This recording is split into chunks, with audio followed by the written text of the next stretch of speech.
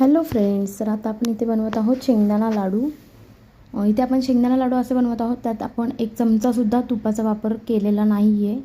फक्त शेंगदाणा, गूळ आणि ड्रायफ्रूट्स या 3 वस्तूंपासूनच आपण शेंगदाणा लाडू बनवत आहोत. त्यासाठी आपण इथे शेंगदाणा बारीक मंद गॅसवरती असे भाजून घेतलेत. 10 ते 15 मिनटं भाजून झाल्यावरती असं एका ताटात गार होऊन दिलेत आणि शेंगदाणे थोडे असे गरम असताना त्याचे साल असं काढून घ्यायचे. होता होईल तेवढे साल काढून घ्यायचे. त्यानंतर इथे एका प्लेटमध्ये गूळ किसून घेतलेला आहे. त्यानंतर शेंगदाण्याचा असा कूट करून घेतला मिक्सरला. जास्त पण बारीक करायचा नाही, थोडा असा जाडसर राहून द्यायचा.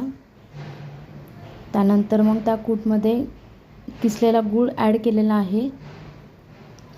लास्टला ड्रायफ्रूट्स ॲड केलेले आहेत. व्यवस्थित असं एकजीव करून त्याचे असे लाडू वळून घ्यायचे. अशा पद्धतीने आपले शेंगदाणा लाडू तयार झाले. चला तर मग फ्रेंड्स, आपल्या चॅनलला लाईक करा, शेअर करा आणि सबस्क्राईब करा. थँक्यू.